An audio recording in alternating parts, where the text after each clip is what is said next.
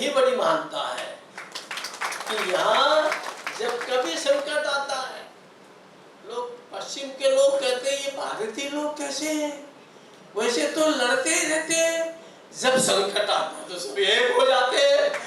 यही तो भारत है, यही तो उसकी विशेषता है।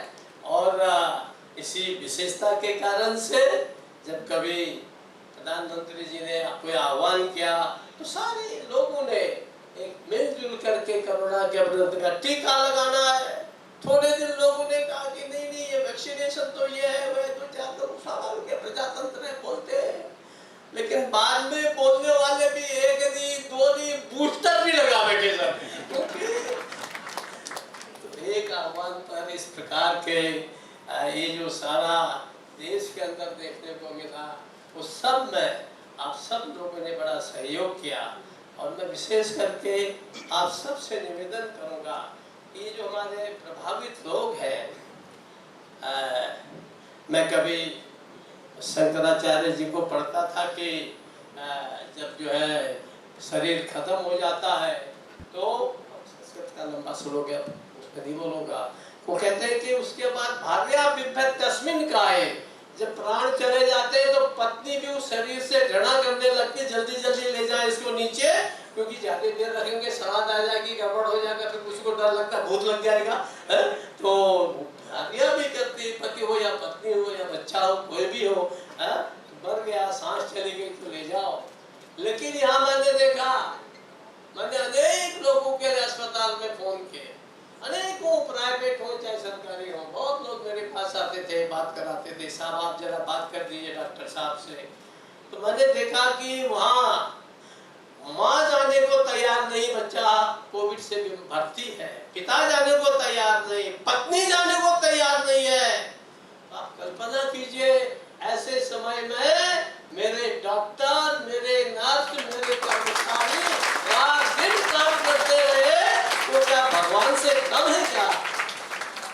और इसके साथ साथ जिन लोगों ने जो शहीद हो गए, जो अपना शरीर खो बैठे, जो अपना जीवन गंवा बैठे, ऐसे लोगों के बच्चों को हम में से अनेक लोगों ने पालने की कोशिश की, उनको सहयोग करने की कोशिश की है।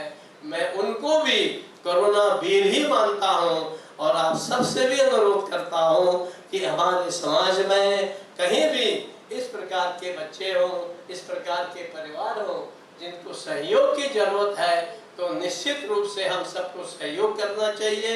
यदि मुझे भी किसी को कहने की जरूरत पड़े, आप मुझे बताइए कि आप इनके लिखाई से सहयोग करिए, मैं भी उसमें अपना कोशिश करूंगा कि क्योंकि आजकल बहुत से ऐसा फंड है, दूसरा लोगों के पास चीजें हैं, पकड़ने की जरूरत है, हम कहाँ से कर सकते हैं ताकि ऐसे जरूरतमंदों को जिनको आवश्यकता है, जो वास्तव में नीडी है, ऐसे लोगों को हम सहयोग कर सकें, पुण्य कमा सकें। मुझे आप सब लोगों को इस अवसर पर आपको और आप सबके साथियों को मैं बहुत बहुत धन्यवाद देता हूँ और भगवान से प्रार्थना करता हूँ आप हम सबको ये शक्ति दें कि भविष्य में इस प्रकार के कोरोना जैसे कोविड जैसा पेंडेमिक ना आए भी तो हम मिलजुल करके एकता मंच के साथ, एकता के साथ इसका मुकाबला कर सके, जैसे सारा इस ढंग से हम काम कर सके। बहुत बहुत अभिनंदन करता हूँ, बहुत बहुत धन्यवाद। एकता मंच समय समय पर उन लोगों को सम्मानित करता है जिन्होंने समाज के लिए अपने अलग अलग तरीके से एक अलग प्रेरणा देने का काम किया। और आज जिस तरह से महाराष्ट्र के गवर्नर भगत सिंह कोश्यारी साहब ने उन लोगों को सम्मानित किया, चाहे वो अधिकारी हों, सोशल वर्कर हों, छात्र हों, जिन्होंने कोरोना काल के में अपने हौसले को बढ़ाया और समाज को एक नई प्रेरणा देने की काम की है। हमारे साथ एकता मंच के अध्यक्ष हैं अजय कौल सर। सर, सबसे पहले तो आज जो प्रोग्राम था, कितने लोगों को सम्मानित किया गया, क्योंकि गवर्नर साहब ने जिस तरह से एकता का संदेश देने की कोशिश की अपने भाषण में, क्या कहेंगे? देखिए, हम लोगों ने 25 लोगों को चुना था इस अवार्ड के लिए। उसमें 12 जो थे जो सामाजिक संस्थाओं से जुड़े थे, बीएमसी से जुड़े हुए अधिकारी थे, बाकी गवर्नमेंट एनजीओज गवर्नमेंट के अधिकारी थे। इस प्रकार से हमने 25 लोगों को चुना था, जिनमें से 10 बच्चे थे जिन्होंने अपने पेरेंट्स खो दिए थे। इस दुखद घड़ी में भी उन्होंने 75% के से ऊपर ज़्यादा मार्क्स प्राप्त किए, तो उनका हौसला अफजाई करने के लिए हमने ये कार्यक्रम का आयोजित किया था। जिस तरह से हमने जब अवार्ड फंक्शन था उस दौरान देखा कि दिव्यांग बच्चों को भी आज सम्मानित किया गया है। ऐसे में एकता मंच और अजय कौल ऐसे लोगों को, ऐसे रत्न को कहाँ से ढूंढते हैं जो समाज के लिए कुछ अलग प्रेरणा देने का काम करते हैं? देखिए, हम एकता मंच के प्रेसिडेंट तो बहुत बाद में आते हैं। सबसे पहले तो हम शिक्षक हैं। पिछले 42 वर्षों से हम शिक्षक और प्रिंसिपल की कुर्सी पे मैंने अपना पदभार संभाला है, और मेरा सबसे पहला प्रथम कर्तव्य जो होता है वो बच्चों के प्रति होता है। तो बच्चों के साथ तो मेरा आज इतने सालों से बहुत नज़दीकी संबंध रहा है, और बच्चे सभी रत्न हैं हमारे लिए, लेकिन उन रत्नों में से भी रत्न चुनना बहुत मुश्किल हो जाता है। लेकिन जिस तरह से 25 रत्न को, क्योंकि उनको सम्मानित करना सोशल ऑर्गेनाइजेशन, कौन कौन सी ऑर्गेनाइजेशन थी? और हमने देखा बीएमसी के अधिकारियों को भी सम्मानित किया गया। कौन कौन से डिपार्टमेंट को सम्मानित किया गया? देखिए, आपने देखा होगा कि जैसे कोर्ट्स शुरू थे, ऑनलाइन ऑफलाइन लोगों को न्याय दिया गया, तो कोर्ट से हमने एक मैजिस्ट्रेट साहब, वो खुद उपस्थित थे, उनको हमने सम्मान किया। उसी के साथ साथ बैंक्स शुरू थी, उनके एक मैनेजर को बुलवा के, मतलब ये सिंबॉलिक, हमने सारी संस्थाओं को उनके एक प्रतिनिधि के तौर पे हमने उन्हें एक मेमेंटो दिया। उसी प्रकार से लेबर कमिश्नर के ऑफिस से लोग थे। इस प्रकार से अलग अलग संगठनों से हमने लोगों को इनवाइट किया। अगर आपको याद होगा कि 15 दिन पहले भी हमने एक कार्यक्रम रखा था जहाँ हमने और 25 संस्थाओं को भी हमने सम्मानित किया था। बिल्कुल, अगर बात करें तो समय समय पर एकता मंच लोगों को सम्मानित करने और हौसला बढ़ाने का काम करता है। हमारे साथ मौजूद है बीएमसी के अधिकारी जितेंद्र परदेसी सर। सर, गार्डन के साथ साथ, गार्डन तो खूब बखूबी आज मुंबई हरित मुंबई है, लेकिन आज जिस तरह से एकता मंच ने लोगों को हरित करने की कोशिश की, एक बार नई प्रेरणा देने की कोशिश की, क्या कहेंगे?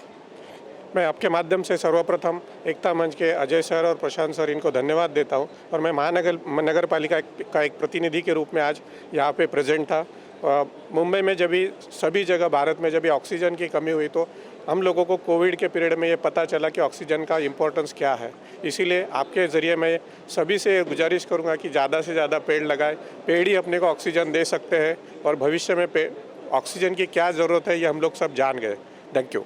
बिल्कुल, ऑक्सीजन की क्या ज़रूरत है। गोसावी सर, सिर्फ किस तरह से आज आपको यहाँ पर गवर्नर के हाथों से सम्मानित किया गया, कितना प्राउड फील होता है कि आपके द्वारा किए गए कामों को लोगों तक पहुँचाने की कोशिश एकता मंच कर रहा है? एकता मंच को, महामहिम राज्यपाल महोदय को और सब अंधेरी वासियों को बहुत बहुत धन्यवाद। Green Mumbai, clean Mumbai initiative के लिए हम लोग ऐसे ही काम करते रहेंगे। सब लोगों की सहायता से, एकता मंच जैसे अच्छी एनजीओज़ की सहायता से हम लोग ये काम जारी रखेंगे। गणपति का उत्सव चल रहा है, ऐसे में बीएमसी अधिकारियों की जिम्मेदारियां बढ़ गई, खासकर के वेस्ट की बात करें तो, क्योंकि यहाँ पर कई बीच है। ऐसे में किस तरह से व्यवस्थाएं संभालना और लोगों को एक तरीके से एक लाइन में खड़ा करना, लोगों को बाकायदे विसर्जन करवाना, कितना मुश्किल काम होता है? बीएमसी की तरफ से जुहू बीच, वर्सोवा बीच से लेके जहाँ जहाँ पे भी नाचल विसर्जन की व्यवस्था है, वहाँ पे स्टेज और बाकी सब व्यवस्था की गई है।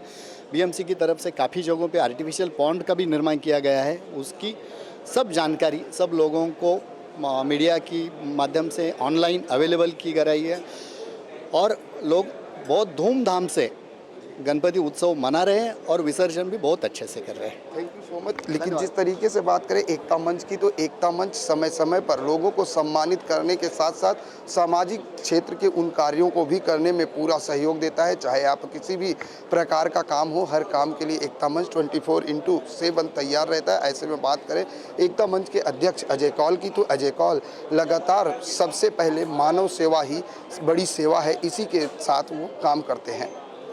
कैमरामैन सदानंद सेट्टी के साथ प्रदीप शर्मा, इन 24 न्यूज़, मुंबई।